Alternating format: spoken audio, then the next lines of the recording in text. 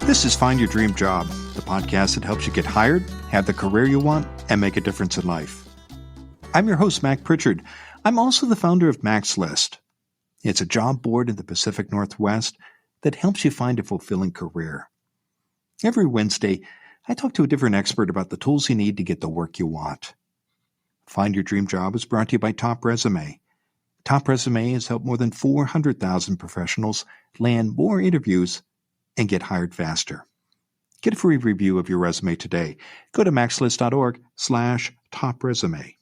It can be challenging to balance our careers and our personal lives, but when you do it well, you reduce stress, improve your health, and enjoy more satisfaction at work and at home. Marcett Banks is here to talk about how to find employers that offer good work-life balance. She's the Human Resource Manager at Elephant's Delicatessen. It's Portland's premier catering company and specialty foods retailer. Marcett is an energetic HR leader who advocates for employees and business partners through inclusive practices and diversity initiatives. She joins us from Portland, Oregon. Well, let's jump right into it, Marcett. How do you define a good work-life balance?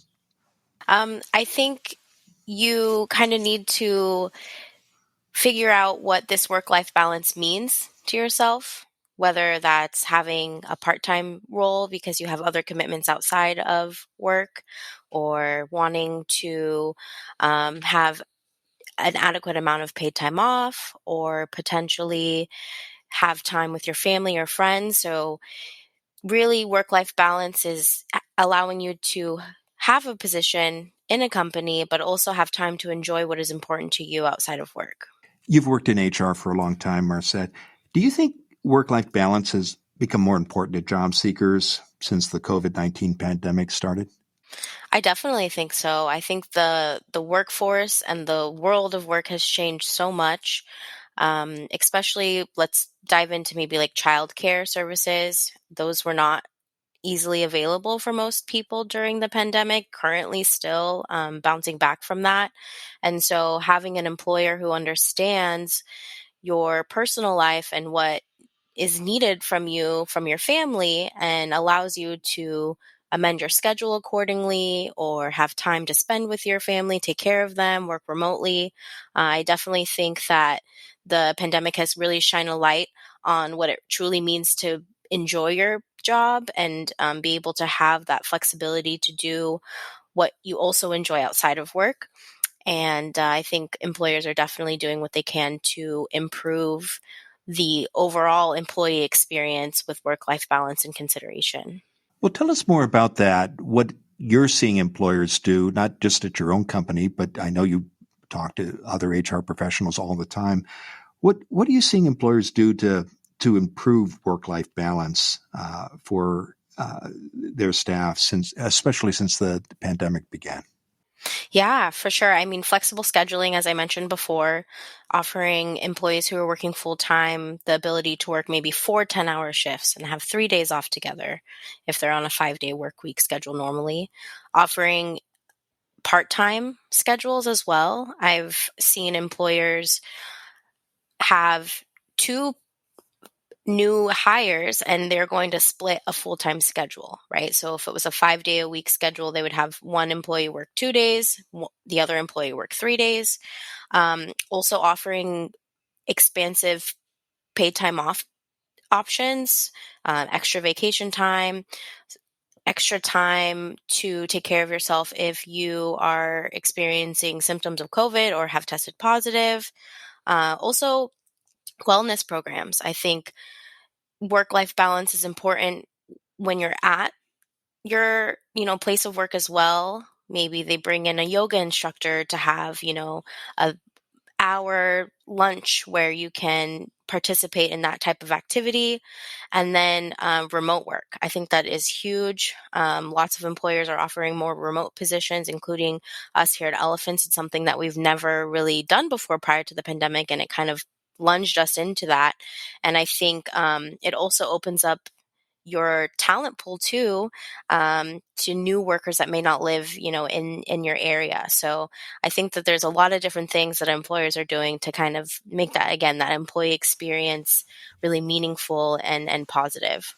Talk to us more, Marcette, about why employers are making these changes. You mentioned remote work, for example, and how it opens up the talent pool to companies and nonprofits. But what are some of the other reasons for why employers are making these changes that create a better work-life balance? Yeah, I mean, I think retention is huge. Um, Making sure that employees are engaged and positively contributing to the company overall. I think also, as I mentioned before, newer talent pools, it can be maybe difficult to find people in your area to fill a position. So if you're able to offer a remote, then that really opens it up to almost anybody all across the world being able to take that position. Um, and I also think it when you're considering like the wellness programs and it can build a sense of unity, and it can show that you are interested in the well-being of your employees, and that you're trying to create an environment of support.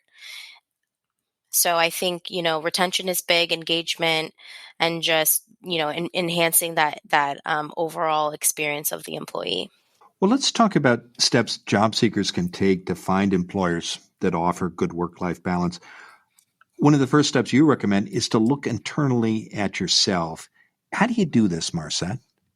Yeah, figure out what makes you happy outside of work, what you enjoy to do, whether it's being outdoors, creating art, playing music, exercising, and kind of determine what in your own life brings you that joy.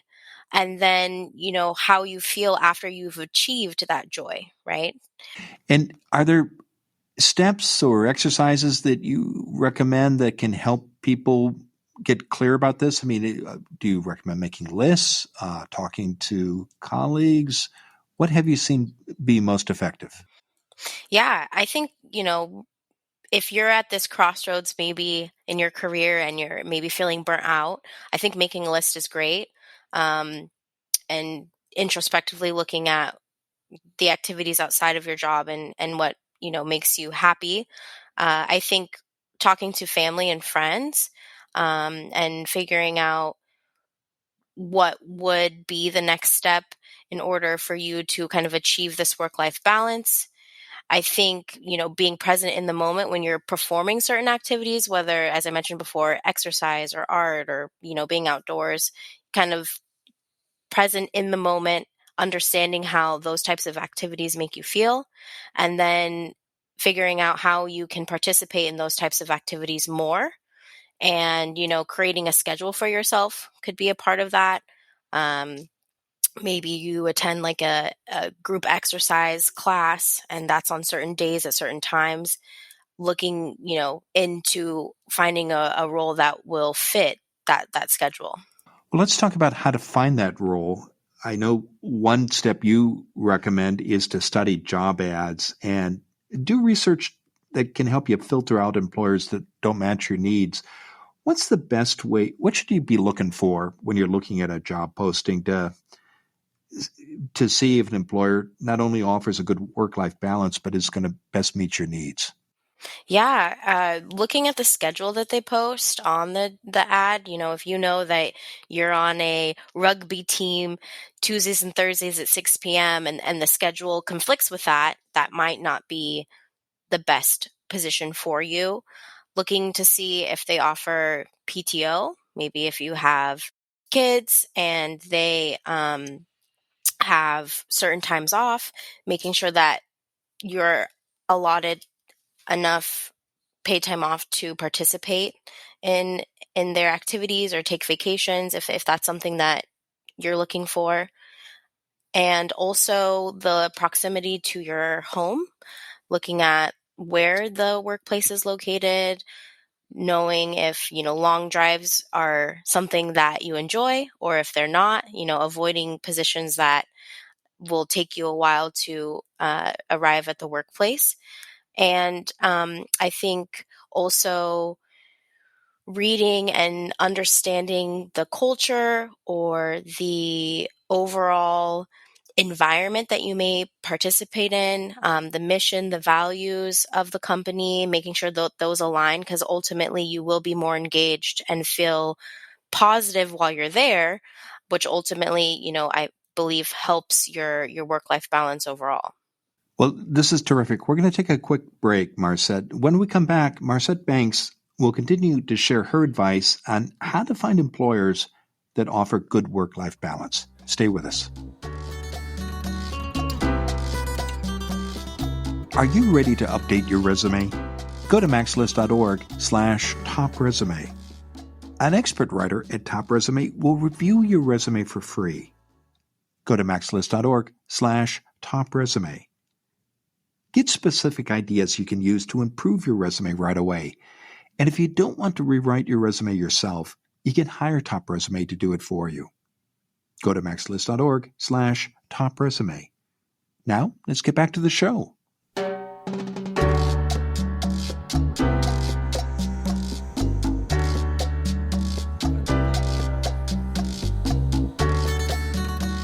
We're back in the Max List studio. I'm talking with Marcett Banks.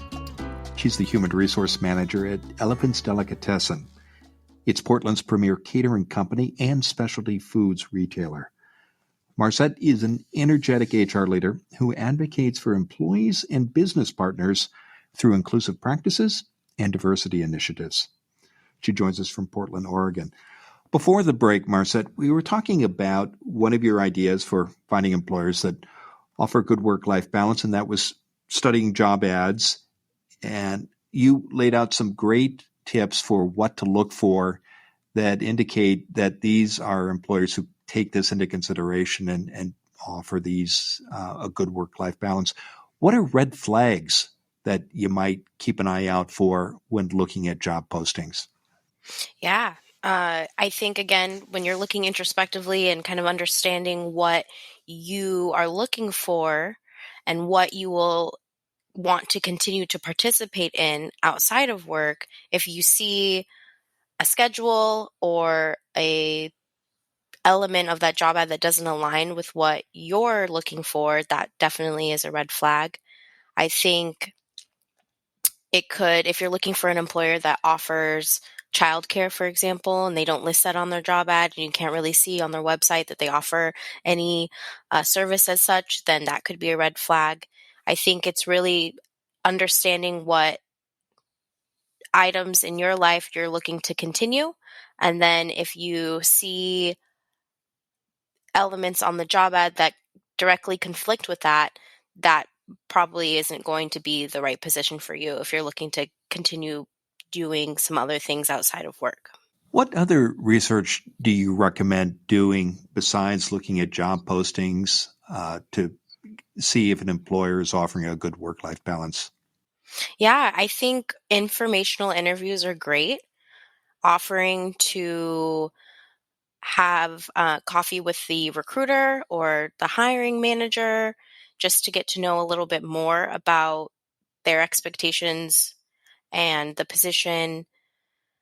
I love to look at the website of the company, kind of read their about section, try to understand what they are bringing, into the workforce, and their, as I mentioned before, mission and values. And when you do that research, it's going to make you enter that informational interview more confidently, and you'll be able to celebrate with them elements that you really like about them as an employer, or potentially other elements that you had questions about. And in that informational interview, it's a kind of a guard down situation, because you're not necessarily interviewing for a position actively in that moment, for you to really seek alignment with what your expectations are and what the expectations are of the employer, and making sure that it will be a right choice for you if you decide to work there and interview for a position that is open in the future. What's the best way to approach someone inside an employer, particularly in HR, before you've applied for a job to get an informational interview to explore the points you've just described? Yeah. LinkedIn is a great resource. Sending a direct message. I believe that most HR professionals or potentially managers or hiring managers within organizations may be active on LinkedIn. Doing research on what community-based organizations may be offering events where you can connect with some of these professionals, and opening up that space to offer them to go out to coffee or to meet up maybe for a happy hour, whatever you prefer. Also, through your personal network or any of your colleagues or friends and family, letting them know kind of what you're looking for, and they may be able to connect you with someone that could offer more support, or is the type of role that could explain what their organization could offer and how it may align with your life. I think just kind of putting yourself out there, whether you're directly approaching someone as well, like if you were to look up their address of a headquarters or their maybe central office, if they have like a receptionist, connecting with them and seeing if you could get on their calendar, maybe via a personal assistant, whatever that avenue may be. There, it's really kind of that putting yourself out there, which can be a little scary, but taking that leap, and most times the person who would do the informational interview is kind of excited to meet with you, especially if you're doing your research, as I mentioned before, about the company, and kind of leading off with like, I really enjoy this benefit that you offer, or this your mission, or whatever it may be. I would love to talk to you to learn more about this for an informational interview. I feel like, myself included, most people are like, wow, this person's really interested, they're potentially passionate about our organization. I would love to explain more to them. Another recommendation you have to find employers that offer good work-life balance is to talk about the importance of work-life balance in your application materials. Why is it important to do this, Marcett? And is there a risk that you might turn off some employers by raising this subject into your application? Yeah, I mean, most applications will have like a comment section that you can leave a comment towards the end. And I think mentioning that you need a certain day off for whatever reason, maybe you're taking your kid to their soccer game, or you have a prior engagement or commitment, being explicit about that up front will allow the recruiter to potentially filter you out, right? If it's a deal breaker for them that you need to work on Saturdays, for example. But also, I feel like you're being transparent and showing that you know what you want and you know what you need for your life. And I also think that in the interview as well, asking about the schedule, letting them know if you have any prior engagements, if you have vacations coming up, all of that good stuff. Because I think the more, again, transparent that you're able to be with them, that ultimately, in my opinion, is respectable, and you're really hoping to seek something that works for both the employer and yourself. I think some listeners might be surprised to hear that transparency about their needs can be a plus. Could you talk more about that, particularly from your perspective as a hiring manager?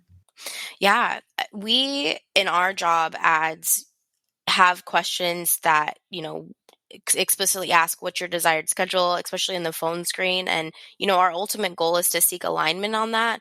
And, when we see that someone is unavailable during certain days, what we do is we explore all options. One being, can we change the schedule for this position to accommodate, this new hire? Could we actually offer maybe a different position to them that still is in alignment with their background? And I think we come from a very employee first stance, and ultimately making sure that what we're offering to this individual is what is going to work for them is most important, because training and bringing them on board, and then if it ends up not being a good fit because we didn't do our due diligence to really ask what they're expecting, is hard because we want this person to be successful. And then if it ultimately doesn't work out, we always, look back and like, okay, well, what could we have asked? Or, what questions should we have, brought up in order to make sure that this schedule or this position or the time of day or the location was really the right fit. Ultimately, when you're excited about a candidate and you want to bring them onto the team, and then if they don't work out, sometimes that's hard to digest. You mentioned a moment ago that you should ask questions in the job interview about work-life balance. When is the best time to bring up these questions, Marcett? At the start of the interview or in a second or third interview? What kind of timing do you recommend? I really think that it depends on the questions that are asked of you. If they're explicitly asking, this is the schedule, are you able to work that? And, that's obviously a prime opportunity for you to let them know if it is going to work or not. I think if it doesn't get naturally brought up within their line of questioning, to make sure at the end of the interview to bring that up, like, oh, by the way, I do have this commitment. I mentioned it on my application as well. I just wanted to make sure that this is going to be okay.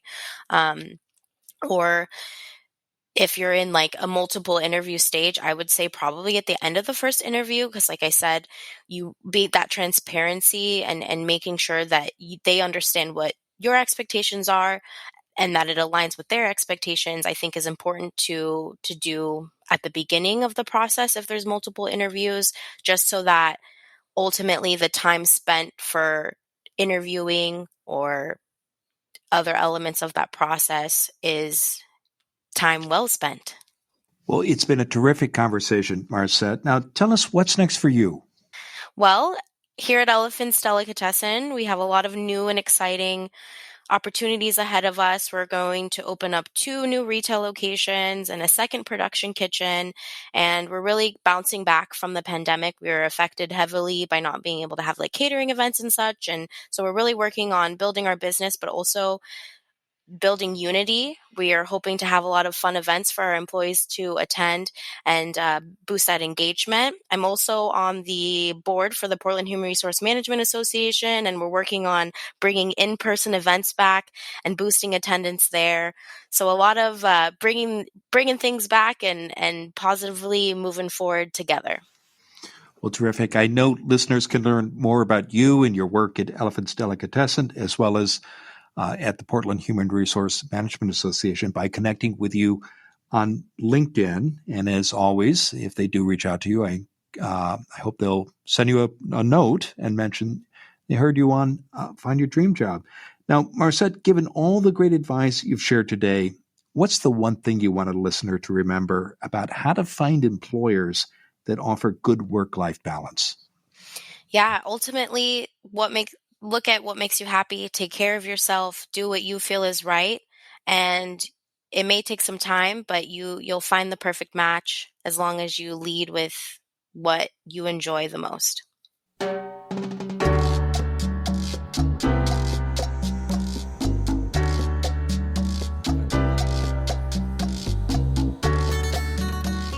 Make sure you never miss an episode of Find Your Dream Job.